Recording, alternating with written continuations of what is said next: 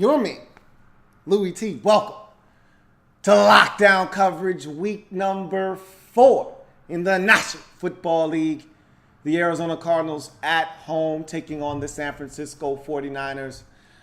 Cardinals let one slip away last week at home on Monday night versus the Dallas Cowboys, looking to bounce back and get back to 500, more importantly, with a win at home versus the winless San Francisco 49ers. Niners looking to get on the board. They've been close a couple of times this season at Seattle, almost stealing a game there. Home for the Rams the following week on Thursday night. Gave it a run, 41-39. Fell just short in that game as well. Here's an opportunity on the road again in the division to try to get one.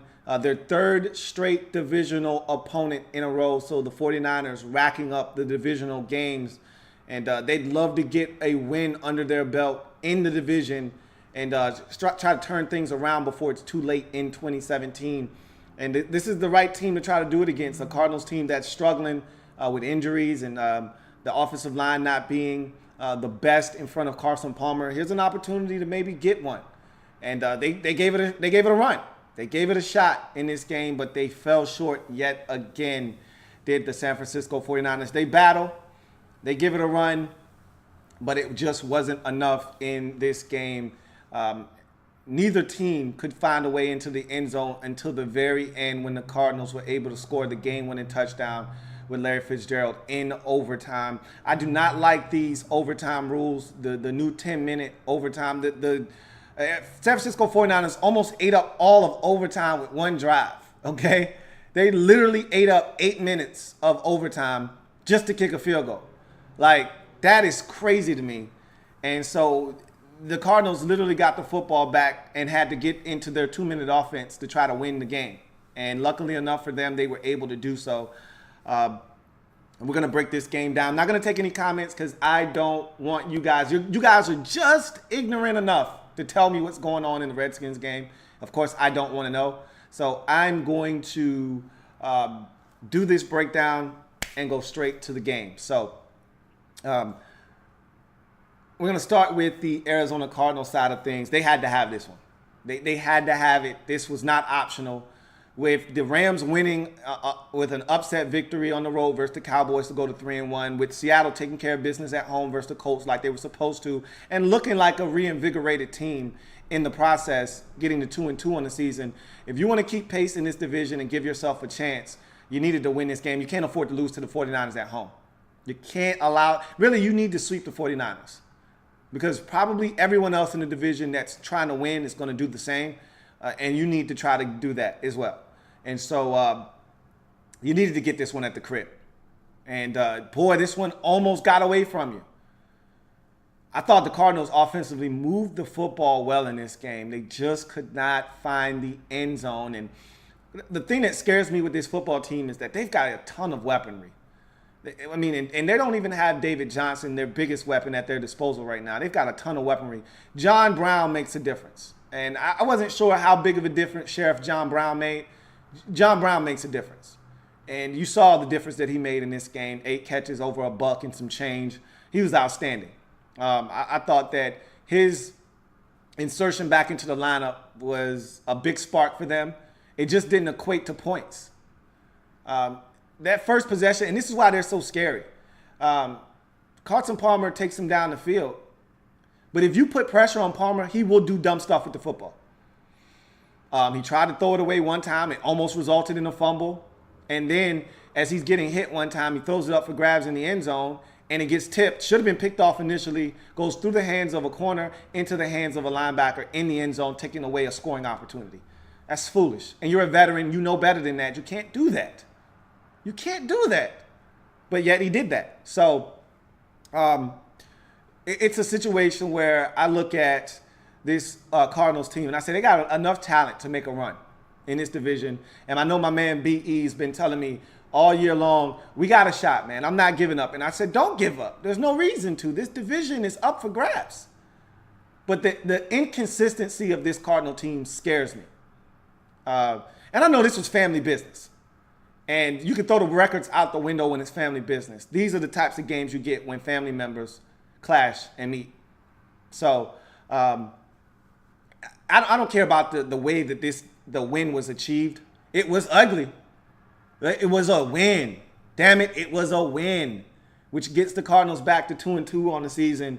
And it looked like it wasn't going to happen. At one point in overtime, I'm saying to myself, they're not going to win this game. They are not going to go down and score a touchdown. This game's going to end in a tie, or they're going to lose this game. And their head coach is going to gamble, roll the dice on a fourth down instead of kicking a field goal, and they're going to lose.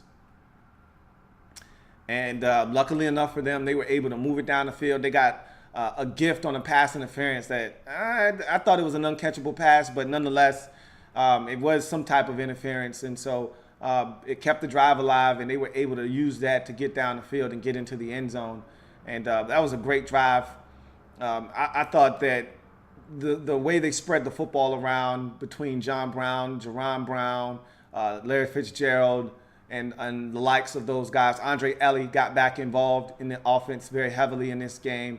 I thought that was really good on their part. They just got to find a way to get into the end zone. Kicking, 4 field goals and scoring a touchdown in overtime, I'm not going to beat a ton of teams in this league. I hate to burst their bubble, but the 49ers are one of the few teams in the league that struggle to score touchdowns. They love kicking field goals. They did the same thing against Seattle. Okay, they did the same thing in the Carolina game, didn't score a touchdown, kicked a field goal. Against Seattle the following week, they kicked 3 field goals. And last week, they exploded for 39. And then they went back to kicking field goals in week 4. So you got away against a team that loves to kick field goals, but you got it done. And again, like I said, that's what it's about. That's the name of the game, and you got it done. On the defensive side of the football, you win the game, but you lose Marcus Golden, arguably your best pass rusher. I mean, we all think that Chandler Jones is the best you got in that department, but Marcus Golden balances the scales in terms of pass rushing. He gives you that other guy on the other side that you got to pay attention to, and it sucks that in overtime he's meeting at the quarterback with another one of his teammates, and his teammate falls into his leg, and that causes a torn ACL. He's done for the season. That's a crushing blow to a Cardinals defense that I thought was a really quality unit. And they're going to struggle to replace Marcus Golden in the run game and getting after the quarterback. So that's a tough blow to stomach. But nonetheless, the defense, I thought, they gave it up in this game, but they didn't let the 49ers in the end zone.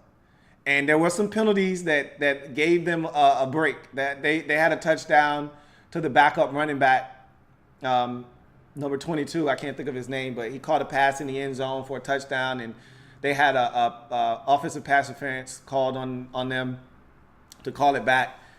But you did some good things defensively in terms of keeping the 49ers out of the end zone. But they moved the football. Carlos Hyde did a little something on the ground. Billy Ho, aside from the one interception that he threw, he was slinging it around to Aldrick Robinson and Garcon and Trent Taylor and all of those guys. He moved it around judiciously. But at the end of the day, this defense, I thought, did enough. And, Palmer was sacked, I think, 6 times in this game. That's going to be a problem moving forward. This offensive line is abysmal. But the defense, I think, is good enough to keep them in ball games. And if you can find a way to stay in ball games, you got a shot. That's all you can ask for in this league. I've said that a number of times. I just want a shot in the fourth quarter to win. And if we don't get it done, we don't get it done. But just give me a shot in the fourth quarter. And this defense, I think most weeks are going to give you a shot. As long as you don't turn it over on the offensive side of the football, I think this defense is going to give you a shot most weeks to be in ball games. And so they gave you a shot. You were able to execute in overtime and to get the dub. And that's big. Back to 500. Again, wasn't pretty. Doesn't need to be, just gritty and a dub. And it was. So you're now 2-2 after the 18-15 overtime win. L Boogie still going strong with the big catch in the end zone. Larry Legend still continuing to go strong. That's a big play. His team needed him, and he came up clutch there. As far as the 49ers are concerned, another hard-fought, tough loss. You're second in a row in the division, really your third in a row. You lost in the division by 3 points, 3 consecutive weeks, 3 or less.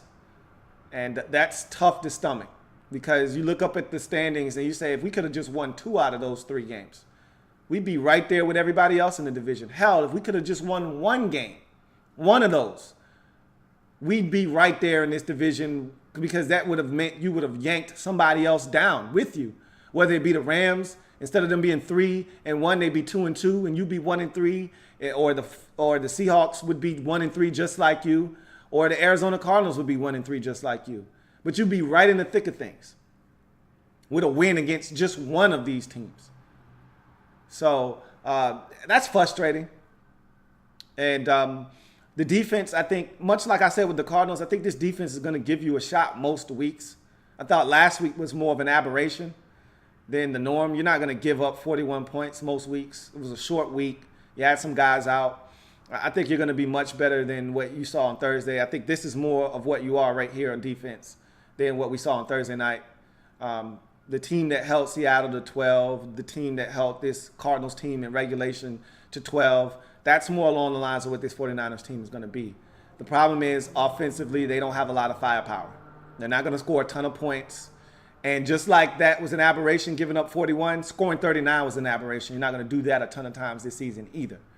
So you're going to have to find a way to win a game that's close because you're not going to blow anybody out. All your games that you're in are going to be close, and you're going to have to find a way to win one of these games. And we know the rules to the games. The bad teams in the league find ways to lose close games. That's just how it goes. And this 49ers team could have easily been 3-1 right now. Instead, they're 0-4. And that's the mark of a bad football team. They're not there yet. They're young. They don't have the quarterback. They don't have enough talent at the skill positions offensively. I still think you're missing a guy at receiver. Aldrick Robinson, that's cute. That's nice. He can't be your leading receiver. He was in this game. Pierre Garçon's a beast. You know how I feel about him, but you still need another receiver, another guy. You know, I like Trent Taylor. I think he's going to be a stud for you in the slot. But you need that number 1 wide receiver, a guy that's a game changer. And put Pierre as a number 2. That's great. Trent Taylor as your slot. That's awesome. George Kittle as your tight end. Nice. Everything will fall into place for you once you get that situated, along with the quarterback position. Billy Ho's not garbage. He's just marginal. And in the winning time, you need your quarterback to be better than marginal. And Billy Ho, that's just not what he is. So defensively, you did some good things in this game. You held the Cardinals down to 12 points in regulation. You had a chance. That's the most frustrating part is the offense went down, got a field goal, left them 2 minutes. That's it to score a touchdown. And the one part of your team that you feel like can help you win let you down and gave up a touchdown with the game on the line. It's frustrating. You got after Carson Palmer. You sacked him like 6 times in this game. It was nice to see Aaron Lynch back on the football field to help you get pressure. You're starting to see your young rook out of Stanford come along, and Solomon Thomas had him a strong game, got him a sack, was in the backfield, did some good things. This is a bad Cardinals offensive line, and you exposed them. That's what you do to bad offensive lines. You go after them, and you make them pay. And you did that in this game. And so when the game was on the line, though, that's the part that really frustrates you. Game on the line, got a chance to find a way to win this game, and you just can't get a stop. You just need a stop. And you got this game. And you at least force them to kick a field goal and take a tie. But don't let them score a touchdown. You let them in the end zone. And that one stings. That stings. And so, like I said, the 49ers are close. They're going to get one here shortly. They're going to get somebody. Most likely it's going to be in the division. But they're going to get somebody. Because they're close every single week in this division. They just don't know how to get over the hump. And this was another example of that. As they fall 18-15 in overtime after connecting on a field goal. In that situation, the offense needs to score a touchdown. After you get that pass interference or illegal contact or holding or whatever that penalty was that put you first in goal or first and 10 from the Cardinals inside their 20-yard line. I think you were inside the 15, if not mistaken, inside the 10 at one point. You got to get in the end zone there, man. Got to find a way in. Got to win the game there. You cannot allow this thing to chance. Oh, defense got to stop them. Don't leave it to the defense. Win the game right out in overtime with a touchdown on that first possession. You left the door slightly ajar, and the Cardinals came right in and said, don't mind if I do. And they took this win right from you. 18-15 in overtime. Cardinals go to 2-2 on the season. 49ers drop to 0-4. 3 straight gut-wrenching, heartbreaking losses in a row in the division, decided by 3 points or less. All 3 of them in the division. 2 of them on the road, 1 of them at home. This team is battling. They just don't know how to win. So that's going to do it for your man here, Louie T, on lockdown coverage for week number 4.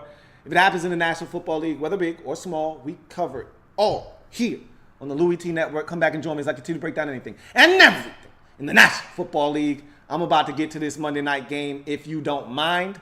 So if you're out there watching, you know where to find me at the conclusion, win, lose, or draw. You know where to find me at the conclusion of this Monday Night Football game right here on this very channel for Monday Night Football Overtime. I'll see you then. Enjoy the game. You know I will.